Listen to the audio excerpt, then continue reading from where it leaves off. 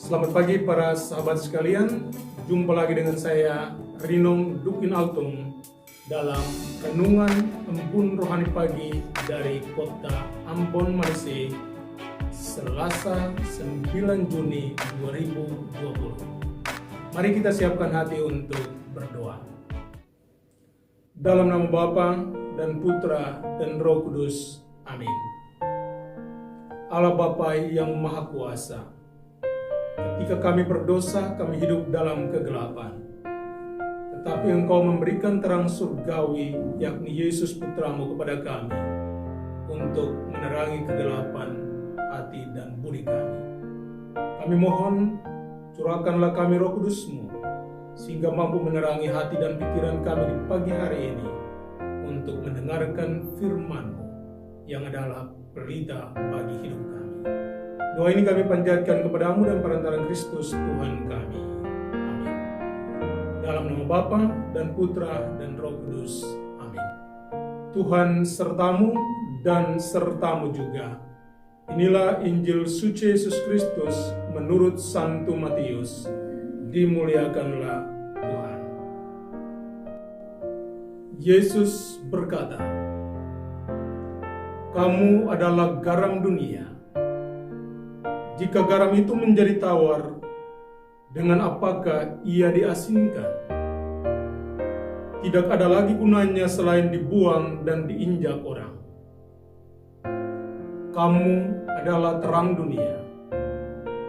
Kota yang terletak di atas gunung tidak mungkin tersembunyi. Lagi pula orang tidak menyalakan pelita lalu meletakkannya di bawah gantang, melainkan di atas kaki dia, sehingga menerangi semua orang di dalam rumah itu.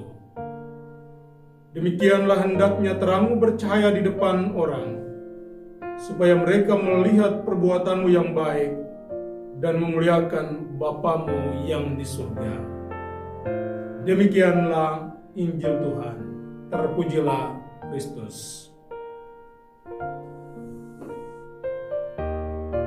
Jangan sia-siakan potensi dan talentamu. Banyak orang menyepelekan dan merendahkan kita atas izin kita sendiri.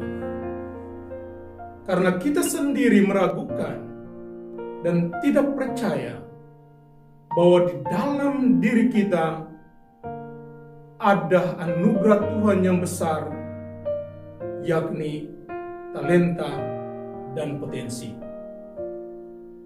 Para sahabat sekalian, di pagi hari ini dalam Injil Tuhan berbicara tentang garam dan pelita.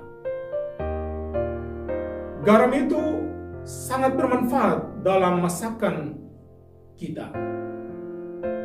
Tapi garam itu tidak akan ada artinya ketika dilarutkan dalam air. Demikian pun terang. Terang tentunya sangat diperlukan dalam kegelapan. Tapi apa artinya terang itu ketika diletakkan di bawah gantang? Artinya apa?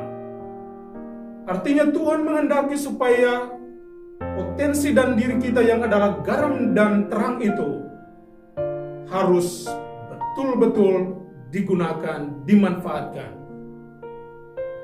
Pelita itu harus dinyalakan agar menerangi kegelapan hidup dan diri orang lain. Karena itu para sahabat sekalian, berapa poin penting yang menjadi titik permenungan kita di pagi ini adalah: pertama, Yesus sangat tahu siapa Anda dan apa talenta dan potensimu. Karena itu, ketika Dia memanggil dan memilihmu, entahkah menjadi seorang suami, istri, bapak, ibu, orang tua, anak-anak, dosen, dokter, tentara, suster, bahkan pastor. Dia sangat mengerti dan memahamimu. Dia juga sangat tahu kekurangan dan kelemahan. Tapi sesaat ketika dia memanggilmu, dia akan melengkapimu, sehingga engkau akan merasa bahwa engkau mampu dan bisa. Kedua, kembangkanlah talenta yang ada di dalam dirimu. Jangan sia-siakan. Tidak ada seorang pun di dunia ini yang persis memiliki talenta dan kemampuan sama seperti Anda. Karena itu Tuhan percaya bahwa ketika Dia memilihmu, maka kembangkanlah itu dalam karya-karyamu bagi sesama.